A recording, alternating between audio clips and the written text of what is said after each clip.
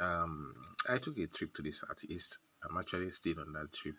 I'm not back to my station yet, but I think I'm going to be showing you some of the interesting things that I found on this trip. So I want to be educating you for you to know better about the southeastern part of Nigeria.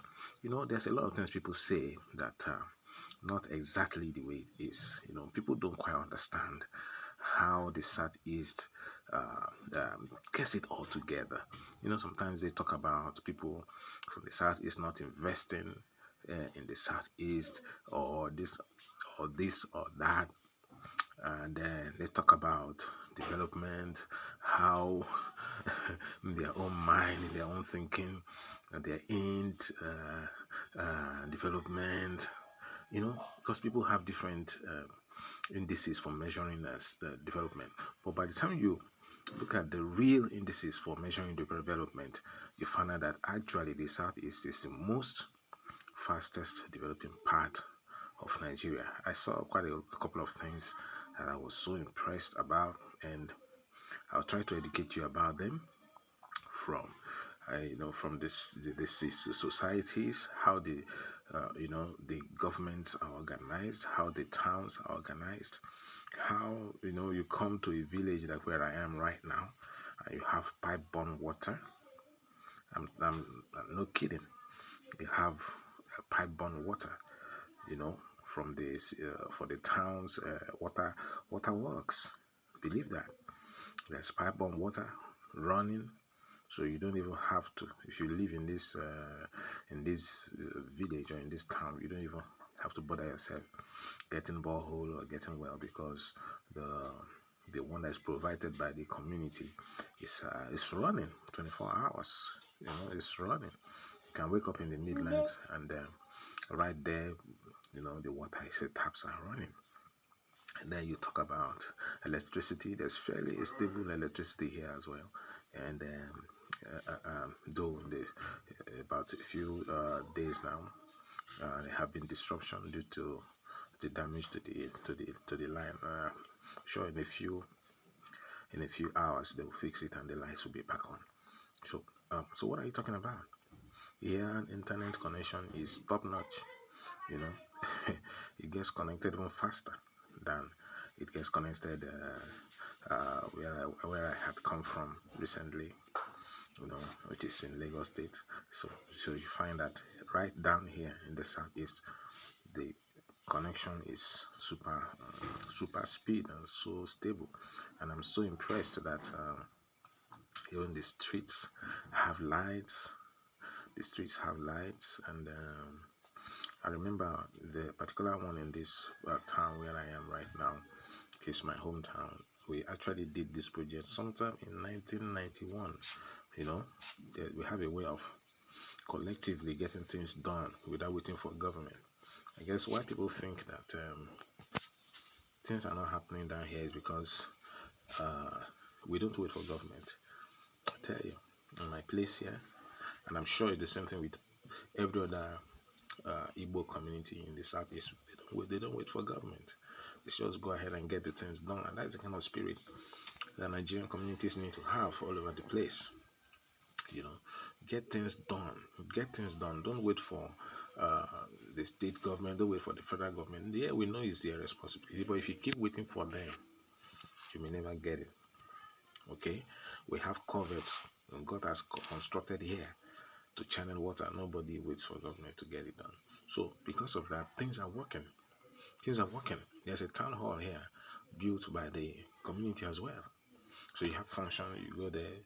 So it's a close-knit community, and I'll show you some of the clips also that I have been able to pick here and there, though most of them are not the video, but some shots that I was able to take here and there. I'll show you in the course of this education, so that you can get to know, to be an eye opener for those of you, because there are some of you that have not been to your hometowns in the east, and the people are telling you all kind of things. Try and take a trip and then see what's really going on. It's not as bad as this they are saying out there. That I can tell you for sure, for free. It's not as bad. And one thing I also find out here, people are happy. People are happy. No one cares what's going on. Who cares who is the president? Who cares who is the governor? Who cares? Yeah, people are getting things done, getting things done. They have their plantations, they have their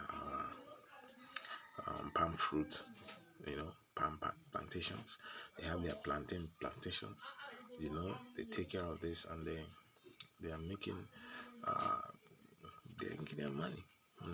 So they have this enough cassava plantations, so you don't ever get out of stock.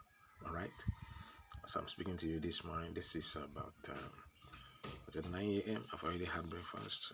Breakfast of well prepared rice with banana. I've got banana came from the from the backyard. They were harvested yesterday. Okay, so you don't have to look for where to get that. So people down here have all of this in abundance because the land is fertile. The land is fertile. It's rich. It's rich. It's fertile.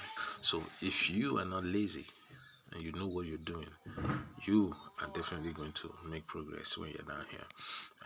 And then also talk about education. There are fantastic schools down here. University. Sometimes I ask myself, what are we doing up there in Lagos? What are those? Can you believe that this is a guava fruit? Okay, that's how big it is. As big as my palm, a guava fruit. So I'm going to cut this now for you to see what it looks like inside. So this one of the things I found on this road trip that is very interesting. Okay, so I thought I should share it with you. Yeah.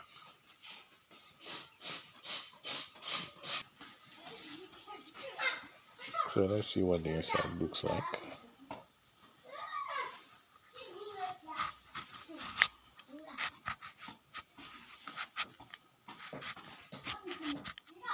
So let's see recording. So let's see what the inside looks like. Wow, so big. Look at the inside. Look at the inside. It's interesting. The sheer size of this that amazes me. See how big it is. It's a guava fruit. Guava, not pear. It's guava. It's not avocado pear. It's guava. In case you're thinking it's avocado pear. That's why I had to cut it for you to see. All right.